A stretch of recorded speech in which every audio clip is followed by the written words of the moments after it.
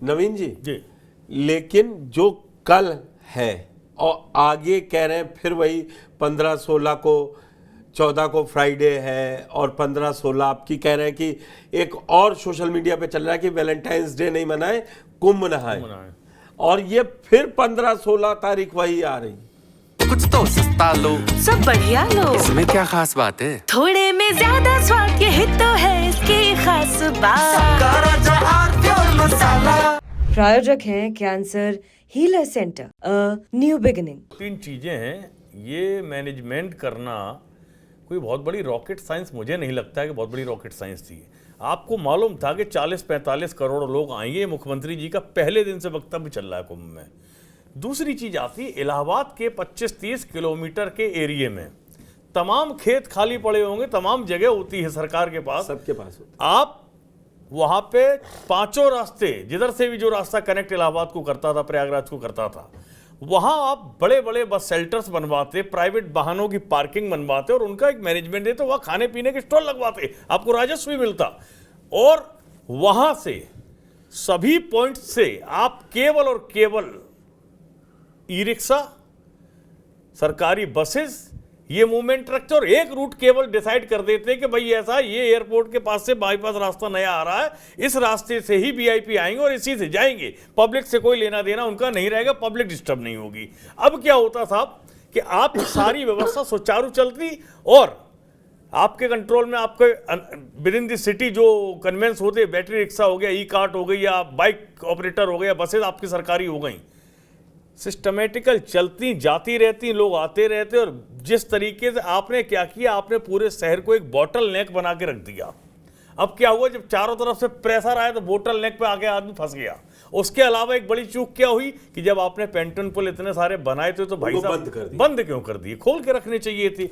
तीसरा अब विषय आता है आपका राजनीतिक, चूंकि मैं पॉलिटिकली इन चीज़ों को पढ़ता हूँ, देखता हूँ, तो मैं बोलूँगा जरूर। आज की राजनीति में एक ऐसा ट्रेंड चल गया है, भारतीय जनता पार्टी या कहें कि सत्ता पक्ष की तरफ से यदि कोई सत्ता से सवाल पूछ ले, बेरोजगारी पर पूछ लीजिए तो आप एंटी हिंदू हो जाएंगे, आप किसी व्यवस्था पर सवाल पूछ लिए तो आप एंटी हिंदू हो जाएंगे। यहाँ तो स्थिति ये, हम लोग तो चलो छोड़िए आम आदमी है, जगत गुरु शंकराचार्य अवयुक्तेश्वरानंद जी के विषय में किस तरीके की टिप्पणियां सोशल मीडिया पर भारतीय जनता पार्टी के लोग कर रहे हैं, चिंता का विषय है। आप एक तरफ कहते हैं हिंदुत्व में, हिंदुओं में, मैं समझता हूं ईश्वर और भगवान शिव के बाद अगर सर्वोच्च स्थान किसी का होता है तो जगत गुरु शंकराचार्यों का होता है। यहाँ शंकराचार्यों को राजनीति का मोहरा बनाया जा रहा है। आप किस हिंदुत्व की बात कर रहे हैं, कौन सा हिंदुत्व है ये, मुझे तो समझ में नहीं आ रहा। हिंदुत्व अगर आपका वास्तविक है और हृदय से हिंदुत्व का आप अनुसरण करते हैं तो सबसे पहले आपको जगत गुरु शंकराचार्य जो हमारे चारों पीठों के हैं उनके साथ माफी मांगनी चाहिए और मशवरा करना चाहिए था कि महाराज जी अब आप लोग हमें बताओ कैसे हम इसको मैनेज करें। और उसमें भी नवीन जी बट गए, 3 एक तरफ नहीं, ये आपका परसेप्शन हो सकता है। देखिए शंकराचार्य, मुक्तेश्वरानंद का, जगत शंकराचार्य का केस चल रहा है सुप्रीम कोर्ट में, वो ठीक है। तब आप तीनों लोग कह रहे हैं कि सब है ही नहीं है। नहीं, एक अकेले उन्होंने नहीं कहा, तमाम संतों ने इस बात पर टिप्पणी की है। मैं अकेले मुक्तेश्वरानंद का नाम नहीं लूंगा, तमाम संतों ने, शंकराचार्य और भी उन्होंने भी टिप्पणी की है। तो जो चीज गलत दिख रही है यार, आप एक चीज बताइए, पूरा ये कार्यक्रम किसके लिए है, इस देश के हिंदुओं के लिए है और ये हिंदुओं का ही कार्यक्रम, इसमें कोई अदर धर्म का इन्वॉल्वमेंट तो है ही नहीं है। और आप हिंदुत्ववादी सरकारें, देश के तमाम राज्यों में आपकी सरकारें हैं।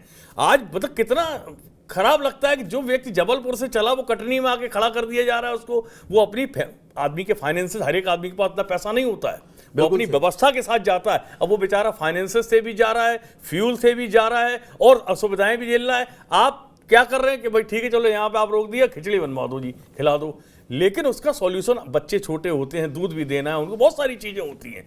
तो आप पहली चीज क्या करिए, आपने आओ जी 45 करोड़ की व्यवस्था और 100 करोड़ की व्यवस्था है, बड़े बड़े पोस्टर लगवा दिए। उसके बाद कुंभ के अंदर मैं तो देख रहा था, मैं 13 जनवरी को नहा के आया हूं, वहां पे जितने कटआउट्स और जितने जगत गुरु शंकराचार्यों के और भगवान की तस्वीरें नहीं लगी होंगी, उससे अधिक तो मोदी जी और योगी जी की लगी हुई हैं। अब आप आकलन कर लीजिए, ये कुंभ धार्मिक था या राजनीतिक स्वार्थ सिद्धि का कुंभ था, ये देखने चिंता का विषय है। सिद्धि वहां से कैसे मिलेगी, अब आप बताइए।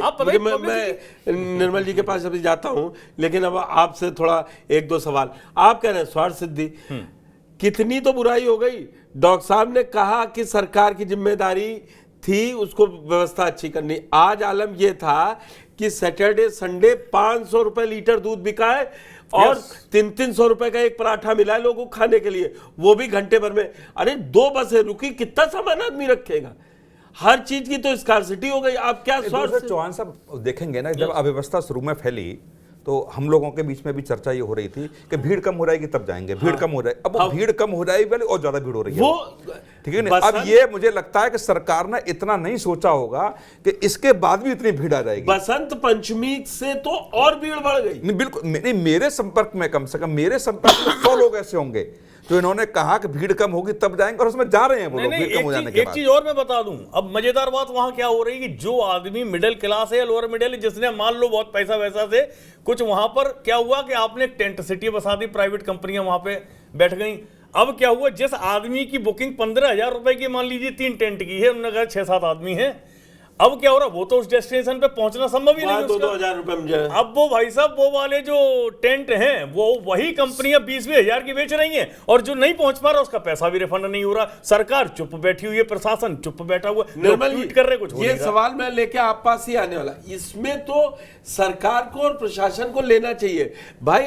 स्विस कॉटेज के नाम पर 10-10, 12-12 हजार घंटों के हिसाब से वो टेंट्स मिल रहे थे, और आखिरी में जो लोग पहुंचे नहीं उनका पैसा रिफंड होना चाहिए। ये बैड नेम तो जाएगा ही ना सरकार का। जी, टेंट का जो है, टेंट माफिया सदा से रहा है। 1970 के मतलब पुराने दशकों में भी जो कुंभ लगते थे, इसीलिए वहां जो टेंट माफिया का पॉलिटिक्स समझता है, पुलिस में उस पदाधिकारी का वहां रहना बहुत जरूरी होता है। मेरे ख्याल से इस समय जितने भी पुलिस पदाधिकारी के वहां जो हैं, उनको टेंट माफिया का कोई अनुभव नहीं है। और जो प्रशासनिक है, और ये जो जानबूझ के स्विस कॉटेज लगाए या उसको एक लग्जरी बनाया, देखिए तीर्थ यात्रा लग्जरी के लिए नहीं है। सबसे पहली बात, किसी को लग्जरी चाहिए तो देश में बहुत 7 स्टार होटल्स है। आप स्विस कॉटेज लगा दे, कुछ करे, वो तो तप का स्थान है। आप जितना तप के वहां जाएंगे, मतलब ऑस्टेरिटी जिससे कहते हैं ना कि आप अपना ऑस्टेरिटी का पालन करने जा रहे हैं, आप तप करने जा रहे हैं, और उसमें ये ऐसा कल्पवास तो वही है, लग्जरी एकोमोडेशन खोजना, वो अपने आप में मतलब दोनों चीजें मेल नहीं खाती है। वो अपने आप में मेरे ख्याल से एक धर्म विरुद्ध बात है, क्योंकि धर्म तो सीधा तप से जुड़ा हुआ है। हर धर्म पर, हिंदू धर्म स्पेशली, तप से जुड़ा है। हमारे यहाँ जितना स्नान, ध्यान, व्रत, उपवास, आत्मा को मतलब अपने पे संयम रखना, अनुशासन रखना, ये चीजें बहुत महत्वपूर्ण है। अगर घर में भी मुझे 7 स्टार लग्जरी चाहिए, और क्योंकि भगवान ने मुझे कुछ पैसा दिया है, वहां जाके भी मुझे 7 स्टार लग्जरी चाहिए, तीर्थ स्थान पे जाने का कोई खास मतलब वो बचता नहीं है, पहली बात। दूसरी बात, ये जो स्विस कॉटेज और ये सब लगाए गए हैं, अब वो ये इसको कोई रेजोल्यूशन करना पड़ेगा कि जो लोग वहां नहीं पहुंच पाए उनका कुछ पैसा रख के बाकी वापस किया जाए, काटा जाए। अब कैसे, कौन सा बिजनेस मॉडल इन्होंने अपनाया है, क्या मतलब मेरे को ये डिटेल जानकारी नहीं है, पर निश्चित ही जनता बहुत बिजनेस मॉडल में साफ था। आप सोचिए फ्लाइट 62,000 रुपए, धार्मिक आयोजन है तो भंडारे का बहुत ज्यादा, जो लंगर हम लोग बोलते हैं, मैं सरदार हूँ, हमारे यहाँ कोई ऐसा आयोजन नहीं होता जिसमें कदम कदम पे लंगर ना हो।